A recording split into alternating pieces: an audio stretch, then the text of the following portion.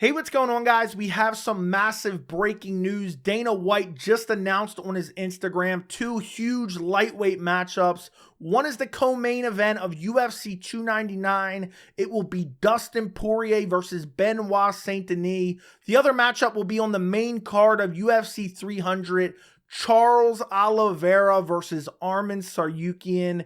And also he hinted at UFC Fight Night Saudi Arabia. We will also discuss that in this video. But let's start with Dustin Poirier versus Benoit Saint-Denis. When I saw this news, I had to do this. I had to do a double take. Because I just crawled in bed. I said, I'm going to go to sleep early for a change, get some rest. And I see Dustin Poirier, Benoit Saint-Denis. I never thought in a million years Dustin Poirier would take a Benoit Saint-Denis fight. He's a guy that's kind of said, I'm only interested in big fights. I only want fights that are going to get me excited. And he's kind of seemed like he has one foot out the door.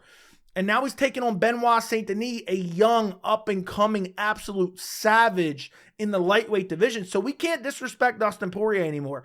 And honestly, there's been a lot of talk over the past year or so, really 2023, of Dustin Poirier, Michael Chandler, and Justin Gaethje just kind of recycling each other and fighting each other and trying to get title shots. We really can't say that anymore because Justin Gaethje took on Rafael Fiziev, beat Rafael Fiziev. Now Dustin Poirier is taking on Benoit Saint-Denis. And what an incredible stylistic matchup this is. And it's 5 rounds. I absolutely love that it's 5 rounds. And also, let me start off by saying, applaud to Dustin Poirier for taking this fight, but also shout out to the UFC. UFC 299 may be the real UFC 300. Maybe that's a hot take. Let me know. But UFC 299 is incredible. Main event, you have Sean O'Malley versus Marlon Vera 2 for the bantamweight title. Not the greatest, most compelling main event, but a solid main event. Co-main event, now Dustin Poirier, Benoit Saint-Denis. Featured fight on the card, Gilbert Burns, Jack Della Maddalena. Then you have Curtis Blades, Jalton Almeida, Piotr Jan, Song Yadong, Kevin Holland, Michael Venom Page. You also have Mateusz Gamrot, Rafael Dos Anjos. This is an incredible card. UFC 299 is crazy good, crazy stacked, and it's right around the corner. It's on March 9th. I'm really looking forward to this fight card. And Dustin Poirier, Benoit Saint-Denis, a great matchup. And it's meaningful for the division. I mean, Benoit Saint-Denis, imagine he goes out there and beats Dustin Poirier. He's right up there in title contention. Right up there in title contention. And we're going to need some fresh matchups. If Islam Makhachev keeps winning, we're going to need some fresh matchups. Imagine Benoit Saint-Denis goes out there, starches Dustin Poirier, and ends up fighting Islam Makhachev maybe end of 2024. I'm just making up a hypothetical scenario. That's a banger matchup, but he's got to get through Dustin Poirier first, and that's a tough task. This is a big test for Benoit Saint-Denis, and that's why I love the fight. You look at the current rankings, Dustin Poirier ranked number 3 in the official UFC lightweight rankings. Benoit Saint-Denis ranked number 12. Dustin Poirier coming off a brutal KO loss against Justin Gaethje back at UFC 291. That was for the BMF title. Before that has a win over Michael Chandler. But honestly, I think Dustin Poirier's last few fights, or last few wins at least, I'm not saying Dustin Poirier is overrated. I think Dustin Poirier has proven he's one of the elite at lightweight. But the last few wins haven't been that great when you really think about it. Michael Chandler and then 2 Conor McGregor wins. I think Conor McGregor was kind of washed up at the time. I still think they were quality wins. But you have Benoit Saint-Denis coming up where he hasn't fought the same level of competition, but he's looked so impressive. He's on a 5-fight winning streak. He stopped Matt Frevola in the first round in his last fight. That's a solid win. Fight before that, stopped Thiago Moises. Fight before that, stopped Ismael Bonfim. Was supposed to lose basically all 3 of those. I don't know. I don't remember the exact odds or anything, but I'm pretty sure people were picking Bonfim to destroy Benoit Saint-Denis, and I think also people were picking Moises to win. I don't remember about the Frevola fight. I think people might have switched at that point and realized. But Benoit Saint-Denis has a lot of hype behind him. I think it's a little bit of recency biased, but I think it's kind of warranted. He's looked incredible. The striking looks good. The pressure looks good. The power looks good. The jiu-jitsu looks good. The stamina looks good. I mean, there's really not a whole lot of weaknesses in Benoit Saint-Denis' game. He has amazing submissions. He has good power, good finishing ability, and he's an absolute savage. His only loss, he's 13-1 in his pro MMA career. His only loss is against Elizeu Zaleski dos Santos, which was at welterweight, and he took the fight on short notice. Took a lot of damage in that fight. Took a lot of damage, but took some time off, came back, reeled off this 5-fight win streak, and, stopped all 5 of his opponents in his 5-fight winning streak. So this is a tough matchup for both guys, and this is a big step up in competition for Benoit Saint-Denis. But for Dustin Poirier, I feel like he kind of has had one foot out the door a little bit, talking about the hot sauce and talking about the charity and talking about I only want big fights. So if he even has a toe out the door, I think Benoit Saint-Denis could come in and absolutely run him over at UFC 299. I really do. But Dustin, I mean, he's known for his durability. I know he got KO'd in his last fight, but he's known for his durability. He's getting better still. He has really crisp technical boxing. He has good stamina. He has decent wrestling, decent jiu-jitsu. His kind of Achilles heel is, giving up his back and getting a rear naked choke like he did against, Charles Oliveira and Khabib Nurmagomedov. But Dustin Poirier in the last few years, I mean, really since 2017, his only 2 losses are to Khabib and Charles Oliveira, and then the most recent loss against Justin Gaethje. So only really losing to top tier guys. I mean, every person that he's lost to in the last few years is literally in title contention, or Khabib retired as the champion. So Justin Gaethje's arguably one of the next guys in line for a lightweight title shot. Charles Oliveira, arguably one of the next guys in line for a lightweight title shot. So there's no shame in those losses. But I do worry. Dustin Poirier is 34 years old, coming off a flatline KO. You have Benoit Saint-Denis on a streak of a lifetime, 28 years old, and, has just looked unstoppable. And it's just so well-rounded everywhere. And just Dustin Poirier, I feel like his heart isn't in it anymore. And maybe I'm wrong, but I think he just kind of took this fight because it was kind of the only option available, and maybe he wanted to stay a little bit active.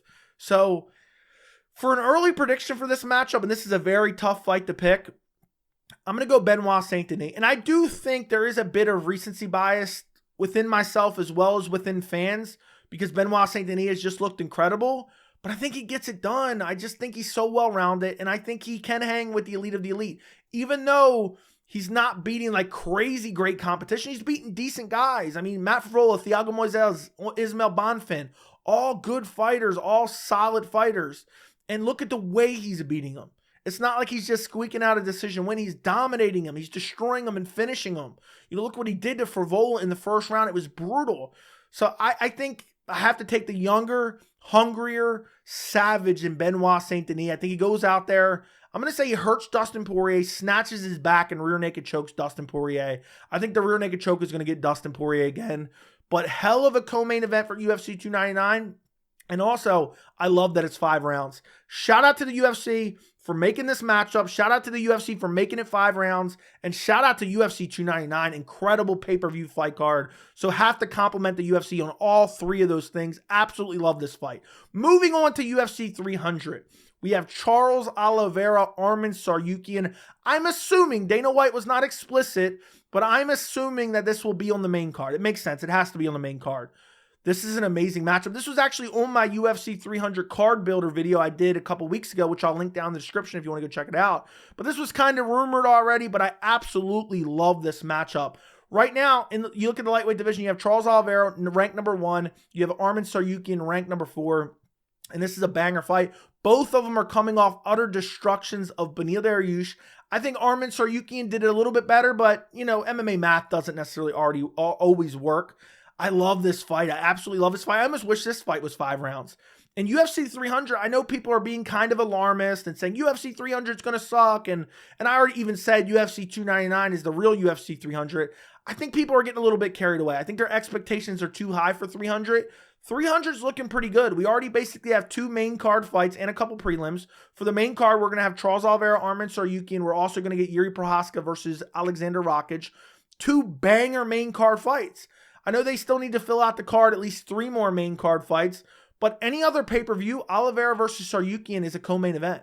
I wish this fight was 5 rounds, to be quite honest, because it's probably a number 1 contender fight. Actually, Dana White said it was a number 1 contender fight in the video. He said the winner of this fight's going to be fighting for the title in their next fight.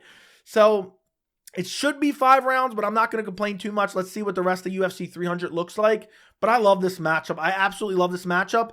And this is a massive test for Arman Tsarukyan. I know he just dispatched Beneil Dariush, but I've kind of been one of those people who haven't been that high on Beneil Dariush and says he's a little bit overrated. And Arman went out there and absolutely destroyed him in the first round. And Charles Oliveira went out there and absolutely destroyed him in the first round. I mean, Oliveira-Dariush was a little bit more competitive. Dariush had an early takedown, a little bit of control time. But for the most part, they both destroyed Dariush in the first round. So you look at their overall resumes, outside of that Dariush win, Charles Oliveira has just fought everyone. Islam Makhachev, Justin Gaethje, Dustin Poirier, Michael Chandler, Tony Ferguson, arguably in his prime or close to his prime. Kevin Lee when he was actually decent. And then the list goes on and on and on and on and on.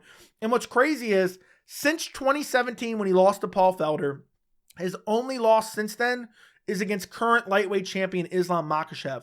And Charles Oliveira is a fighter, and you can go back and watch some of my original videos where I talk about Charles Oliveira. I noticed a long time ago, every single fight, he seems like he's improved and he's worked on something. And he was supposed to take on Islam Makhachev at UFC 294 in October. He pulled out. He got a cut like a week before the fight. He was supposed to leave to head out to UFC 294. Got a cut, pulled out of the fight, and Alexander Volkanovski stepped in. That was kind of unfortunate, but maybe it was better for Charles Oliveira. Gets a little bit more time in between that rematch against Islam Makhachev if he can go out there and beat Arman Tsarukyan, which is a big if. Because Arman Tsarukyan, I know he doesn't have the craziest resume. The Joaquim Silva fight, people say, oh, he was exposed because he got clipped and hurt. Joaquim Silva clipped him, and then Arman recovered and then finished him later on. I don't think that means all that much. I don't think that means that Arman isn't good. Fight before that, went out there, clearly won against Damir Ismagulov. I know Damir kind of has been on the downslope since then, but still, I think a quality win for Tsarukyan. His only loss since Islam Makhachev, who he fought on short notice back in 2019, his only loss since then is against Mateusz Gamrot. I thought he won that fight. I thought it was a bad judge's scorecard. I thought Arman should have won, and he would have been way closer to a title fight. This is long overdue for Arman. He deserved a big fight, and he finally got a big fight against Charles Oliveira, a former lightweight champion. I love this matchup. I absolutely love this matchup. It's a tough fight to pick. It's a very, very tough fight to pick. Both guys are finishers, too. I don't know who I'm going to pick. Charles Oliveira. I've picked Charles Oliveira for as long as I can remember. I've been a big believer in Charles Oliveira. I picked him against Kevin Lee. I picked him against Tony Ferguson. Picked him against Champ. Picked him in every fight. Picked him against Islam. Picked him against Beneil. Everyone was counting him out against Beneil. Picked him against Beneil. Was very confident in that. But I don't know. Arman Tsarukyan is like the complete package. And also Charles Oliveira, people forget he's kind of getting up there in age too. He's 34 years old. And he's been around for a long time. I mean, he's been fighting in the UFC since 2010. Since the year I started watching the sport, he's been fighting in the UFC. I mean, that's a long time, 15 years in the UFC. And also, Charles takes a lot of damage. I mean, not always. He didn't take any damage in his last fight, luckily. But he does take a lot of shots. And Arman showed in his last fight against Beneil Dariush, he has very good power. And also, Arman, I feel like he's getting better with every fight, too. And Arman's 27 years old. Arman is 7 years younger than Charles Oliveira. I look at Charles Oliveira, I see a guy who relies on pressure and chaos and jiu-jitsu advantage against a lot of his opponents to get the job done, and he goes out there and finds a lot of finishes. He has 21 wins. Literally 14 of them are via finish. Charles Oliveira is a finishing machine. When's the last time he's gone to decision? I don't even know when's the last, or that's not even the right thing. I'm wrong. Holy crap, I'm so wrong. I'm reading to Arman. So Arman obviously has that many finishes. Charles Oliveira, 34 wins, 10 wins by KO, TKO, 21 wins by submission. I thought that number was off. So 31 out of 34 wins for Charles Oliveira via finish. And then for Arman, you have 14 wins via finish out of 21. So obviously Arman isn't nowhere near as much of a finisher as Charles Oliveira. But I feel like if Charles Oliveira doesn't get that finish, it's going to be tough against Arman Tsarukyan, who's super well-rounded, has power in his hands. I feel like his hands, in terms of his striking ability, has gotten better, has excellent kicks, has good offensive wrestling. I feel like he could take Charles Oliveira down and not get submitted against Charles Oliveira. I'm going to go Arman Tsarukyan. This is the first time I've picked against Charles Oliveira since I literally can remember. I'm going to go Arman, but this is an early prediction. I may flip back to Charles Oliveira. This is a very tough fight to pick, but I just feel like Charles Oliveira, he goes out there and puts pressure and pace on guys, and when it doesn't work, and when his opponent has the ability to take him down and not worry about getting submitted, we've seen what happened against Islam Makhachev. Islam Makhachev was able to take him down, control him a bit, eventually able to drop him on the feet and then finish him via submission. So I'm going to go Arman to win this fight. I'm going to say Arman via decision. I have a hard time believing Charles is going to get finished, but Charles has been finished himself in the past, but it's been a very long time. But that's a super tough matchup to predict. And honestly, I love this fight. I hate to see either guy lose because I want to see both of them fight for the title in the near future. I would love to see Oliveira Islam 2. I would love to see Islam versus Arman 2. Arman fought Islam way back when, 2019, on short notice, had a very competitive fight with Islam Makhachev. So I want to see both these matchups in terms of title fights with Islam Makhachev in the future. And Dana White said in the video that the winner of this fight will be taking on Islam Makhachev in the summer, which I kind of love, but I kind of hate, because he says Islam is injured, but Islam's been recently talking, saying he wants to fight soon. So I don't know if Dana is confused who he's talking about or what, But also, this fight is set to take place at UFC 300, which is April 13th. So you're asking for a relatively quick turnaround. Even if it happens in July, you're asking for a 3-month turnaround. We've been down this path before. We've been down this path before with Israel Adesanya and Dricus du Plessis. So I don't love the fact that Dana's like, oh, the winner of this is #1 contender. We know Dana says that all the time to hype up fights.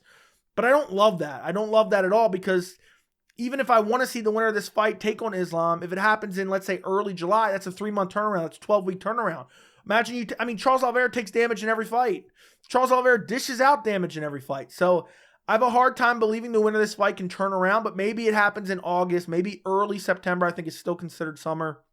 But I also hate that Islam's not going to be active. He's talked about, I want 3 fights this year. I want to fight before Ramadan. And also, this tells us that Islam Makhachev's not going to be headlining that UFC Fight Night Saudi Arabia card, which I thought for sure Islam Makhachev would be headlining UFC Saudi Arabia. So I'm wondering what the main event of that card is going to be now. I'm wondering, is it going to be Umar Nurmagomedov versus someone? Because even, I think I saw recently online, Corey Sandhagen's out till like May. So I don't know what the main event, maybe it'll be Khamzat Chimaev versus someone in the main event of UFC Saudi Arabia. But I really thought we were going to get a title fight. Saudi Arabia is different. Saudi Arabia really shells out millions of dollars. I thought we were going to get a title fight on that card. I would have loved to see Islam fight in March, see Islam fight in July or August, and see Islam fight at the end of the year, maybe November, December, or October, late October in Abu Dhabi, which is most likely what it would have been. So that's a bit unfortunate. But I love either one. If Oliveira goes out there and spanks Tsarukyan, if Tsarukyan goes out there and destroys Oliveira, I'd love to see either one of them take on Islam Makhachev for the lightweight title. But ultimately, I love both of these fights. We got more fight news tonight from Dana White. I'm going Benoit Saint-Denis rear naked choke. I'm going Arman Tsarukyan via decision. I can't wait to see how many other fights we get announced for UFC 300 this week. I hope we get UFC Saudi Arabia announced this week as well. Let me know who you guys are picking in either one of these fights. Don't forget to subscribe to the channel. Don't forget to like the video. And thank you so much for watching.